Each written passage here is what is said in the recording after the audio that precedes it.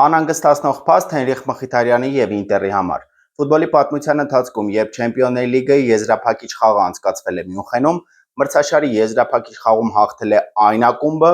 որը մինչև այդ երբեք չի նվաճել Չեմպիոնների լիգայի գավաթը։ 1979 թվականին Նոթինգհեմ Ֆորեսթը իր պատմության մեջ առաջին անգամ նվաճեց Չեմպիոնների լիգայի գավաթը, 1993-ին Մարսելը, 1997-ին Դորտմունդի Բորուսիան, դե իսկ 2012 թվականին Լոնդոնի Չելսին իր պատմության մեջ առաջին անգամ հենց Մյունխենում նվաճեց Չեմպիոնների լիգայի գավաթը։ 2025 թվականի եզրափակիչը նույնպես Մյունխենում է։ Պարիս Սեն-Ժերմենը չունի Չեմպիոնների լիգայի գավաթ, իսկ Ինտերը ունի։ Բայց հուսանք Մխիթարյանը Ինտերին կառաջնորդի դեպի բաղձալի չեմպիոնություն, իսկ այս վիճակագրությունը կգնա պատմության ծոցը։